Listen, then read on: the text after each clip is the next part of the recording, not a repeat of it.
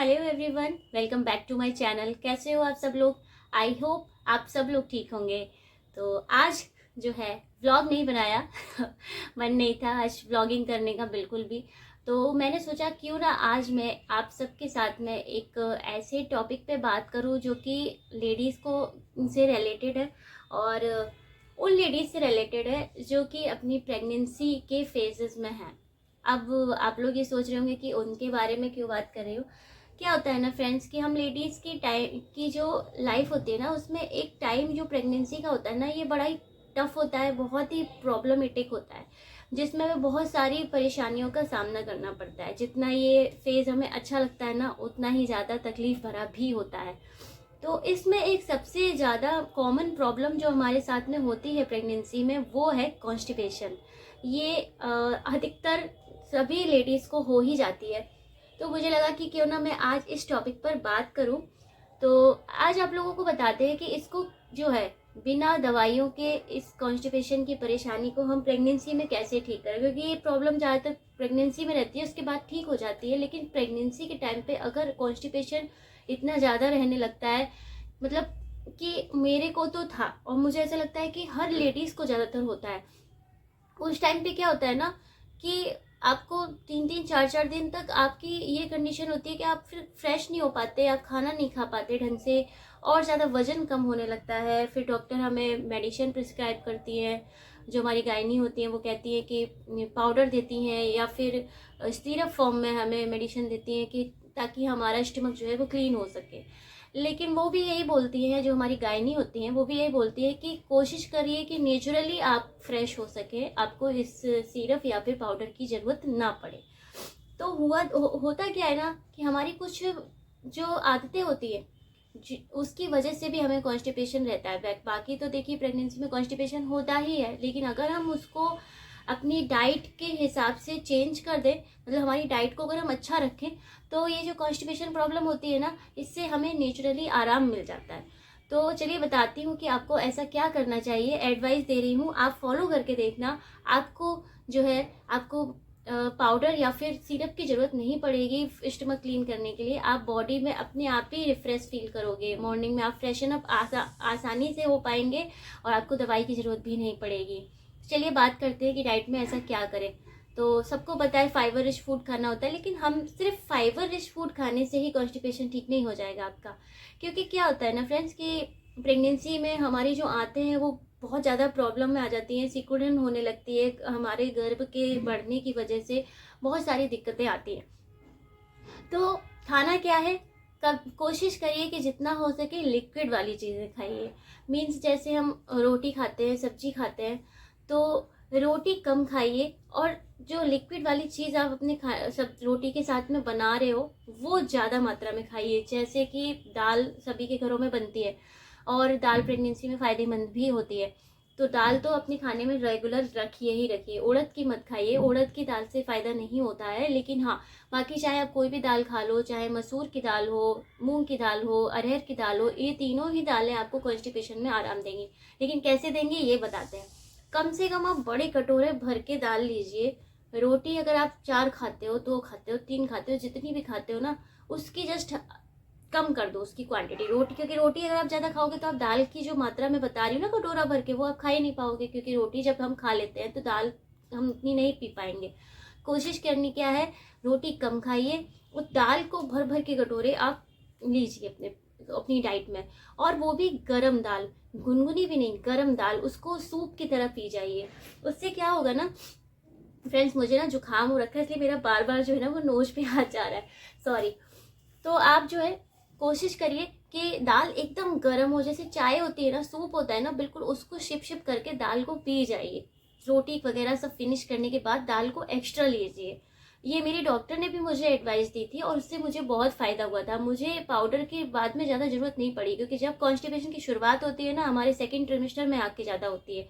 और उस वक्त जो है मुझे जब ऐसा महसूस हुआ कि हाँ मुझे कॉन्स्टिपेशन प्रॉब्लम आ रही है, तब मैंने अपने डॉक्टर से बात की। तो उन्होंने मुझे यही एडवाइस किया था कि दाल जितना हो सके ज़्यादा खाओ, और वो भी गरम गरम खाओ। तो मैंने भी वही कोशिश की और उससे मुझे बहुत आराम मिला। दूसरी चीज़, कोशिश करिए कि सब्जी जो आप खाएं ना, वो सूखी सब्जी ना हो। क्योंकि क्या होता है ना, अगर आप रोटी के साथ में सूखी सब्जी खा लेंगे तो भी आपको कॉन्स्टिपेशन प्रॉब्लम होगी ही होगी। जो भी सब्जी खाए ना वो ग्रेवी वाली होनी चाहिए। और रात में तो बिल्कुल भी सूखा खाना ना खाएं। मतलब होता है ना कि कभी कभी हम सोचते मन नहीं कर रहा कुछ खाने का, चलो नूडल्स मंगा के खा लेते, क्योंकि प्रेगनेंसी में चटर पटर कुछ ना कुछ खाने का बहुत मन करता है। कोई कुछ मंगा के खा लेता है, कोई सोचता है कि चलो आज ये मंगा के खा लेते हैं, या घर में अपनी फरमाइशों के हिसाब से आप बोलते रहते हैं मुझे आज ये खाना है वो खाना है। उनसे भी बहुत परेशानियां होती हैं। रात में जो भी खाना खाए ना वो तो जरूर लिक्विड का होना चाहिए। मीन्स रात में अगर आप खा रहे हो तो ग्रेवी वाली सब्जी हो, दाल हो, ये सारी चीजें जो भी अगर आप खाते हो ना तो इस बॉन्डिंग में आपके लिए बहुत फायदेमंद रहेगा। आपको नेचुरली आपका स्टमक क्लीन होगा। आपको जरूरत नहीं पड़ेगी पाउडर या फिर सिरप की, जो भी डॉक्टर में प्रिस्क्राइब करते हैं ना कॉन्स्टिपेशन के आराम के लिए, उसकी आपको जरूरत ही नहीं पड़ेगी। नेक्स्ट, आपको जब खाना ना खा लेंगे अपना ग्रेवी वाली सब्जी वगैरह जो भी कुछ आप खाते हो, सब्जी आप जो भी खाएं कोई दिक्कत नहीं है। मतलब कौन सी सब्जी खानी चाहिए या कौन सी नहीं, कोई भी सब्जी खा सकते हो, कोई दिक्कत नहीं, बस ग्रेवी वाली होनी चाहिए। उसके बाद क्या करिए, जब आपको सोने का समय हो, यानी कि जब आप रात में सोने जाते हो ना, उस वक्त सोने से पहले रात में 1 गिलास गर्म दूध।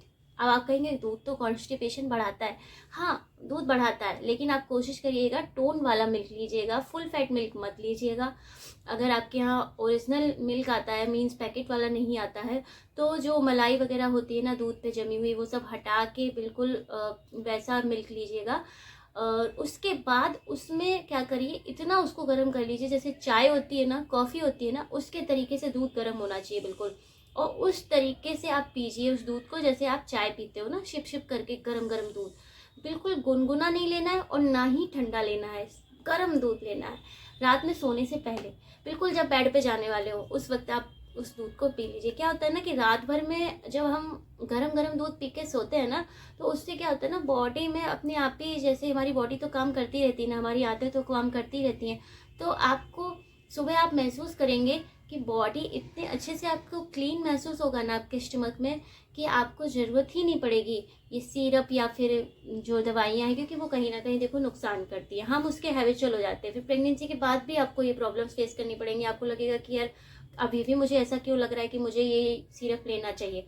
तो ये चीज़ आप फॉलो करोगे ना, कि जब भी खाने में आप कुछ भी खाएं, सबसे पहले कोशिश करिए कि वो ग्रेवी वाली चीज़ें आप लें। जितना हो सके लिक्विड डाइट को अपने खाने में ज़रूर इस्तेमाल करें। चावल जो भी खा रहे हैं तो चावल के संग में चावल कम मात्रा में हो, दाल ज़्यादा मात्रा में हो। सब्जी चावल खा रहे हो तो चावल के साथ में सब्जी ज़्यादा हो, चावल कम हो। दूसरी चीज़, रोटी अगर खा रहे हो तो रोटी कम हो, सब्जियां ज़्यादा हो, दाल ज़्यादा हो, ये याद रखिएगा। और जो भी खाना खाएं वो गर्म होना चाहिए, ठंडा खाना बिल्कुल मत खाइए। जितना हो सके गर्म खाइए।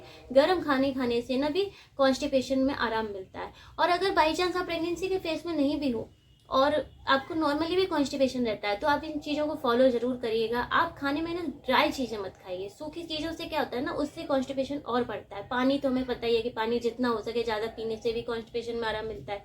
लेकिन आपको मेरी वाली बात पे भी अगर ध्यान देंगे ना, मैंने जो एडवाइस दी है वो भी जरूर फॉलो करना, कि जितना हो सके दालें लीजिए खाने में, ग्रेवी वाला फूड लीजिए। फाइबर रिच तो सबको ही पता होता है यार, हर छोटे बच्चे तक को पता होता है कि हमें फाइबर वाली चीज़ें खानी चाहिए, उससे कॉन्स्टिपेशन में आराम मिलता है। लेकिन जो मैं बता रही हूँ ना वो जरूर फॉलो करिएगा। रात में गर्म दूध पी के सोइए, सुबह सुबह आराम से आप फील करेंगे कि एकदम रिफ्रेश। आपको ज़रूरत ही नहीं महसूस होगी कि डॉक्टर से आपको वो दवाइयाँ लेनी पड़े और फिर आपको फ्रेश इनफ फील हो। क्योंकि आप एक दिन फिर पाउडर नहीं लोगे, आपको रोज पाउडर लेना पड़ेगा, रोज सिरप लेना पड़ेगा, तभी आपका बॉडी क्लीन होगी। अदरवाइज आप कस्टमर क्लीन ही नहीं होगा। तो इस वजह से ना कोशिश करो नेचुरली आप अपने आप को क्लीन कर पाओ। तो ये जो प्रॉब्लम है ना, ये प्रेगनेंसी में होती ही होती है, हर लेडी को होती है। क्योंकि दिक्कत है भाई, गर्भ बढ़ता है, उसकी वजह से हमारी आंतों पे बहुत जोर पड़ता है, जिसकी वजह से हम फ्रेश नहीं हो पाते हैं, हमें दवाई की जरूरत पड़ जाती है, या फिर तो हम फ्रेश ही नहीं हो पाते। कभी कभी तो इवन ये सिचुएशन होती है कि डॉक्टर जो हमें सिरप देते हैं या फिर पाउडर देते हैं, उसके बावजूद भी हमारी बॉडी क्लीन नहीं हो पाती है, हमारा स्टमक क्लीन नहीं हो पाता है। तो ये फॉलो करते हो ना कहीं डाइट का बहुत इफेक्ट पड़ता है। हम प्रेगनेंसी में आदत होती है ना कि नहीं कुछ ऐसा खाने का मन कर रहा है, कुछ वैसा खाने का मन कर रहा है, तो कोशिश करो कि अपनी जीभ पे थोड़ा सा कंट्रोल करिए। जितना हो सके अपनी डाइट में लिक्विड चीज़ों को यूज़ में लाइए। दाल भर भर के कटोरा दाल, जैसे हम प्रेगनेंसी के बाद में पीते हैं ना बच्चे की को फीड कराते टाइम, उतनी भर भर के कटोरा दाल पीजिए। अपने आप बॉडी में क्लीन महसूस करेंगे, आपको कॉन्स्टिपेशन की प्रॉब्लम बिल्कुल भी नहीं होगी, ये मैं गारंटी के साथ कह सकती हूँ। और उसके बाद भी अगर होती है तो फिर तो डॉक्टर से बात करनी ही पड़ेगी, लेकिन हाँ फिर भी मेरी अगर एडवाइस मानते हो ना तो ज़रूर फ़ायदा मिलेगा। मुझे फिर फ़ायदा मिला था, मुझे ज़रूरत नहीं पड़ी थी बाद में मेडिसिन की किसी भी तरीके की। हाँ स्टार्टिंग में मैंने सोचा था कि जब मैंने अपनी डाइट पे ध्यान नहीं दिया ना, कि मैं कुछ भी जैसे शाम को मैंने सूखी सब्जी बना ली, रोटी बना ली, क्योंकि स्टार्टिंग में तो हमें कॉन्स्टिपेशन नहीं होता ना, धीरे धीरे करके जब सेकेंड ट्रिमेस्टर में आते हैं तब कॉन्स्टिपेशन होता है।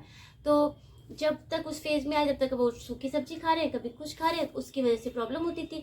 फिर मैंने अपने आप को ही बदलना स्टार्ट किया और ग्रेवी वाली चीज़ों को खाना स्टार्ट किया। उसके बाद मुझे ये दिक्कत नहीं हुई, जो रात में दूध गर्म पी के सोना और ये सब कुछ मैंने पूरा प्रेगनेंसी पर फॉलो किया और लास्ट तक मेरे पेट को एकदम आराम रहा, मुझे दिक्कत नहीं हुई बिल्कुल भी।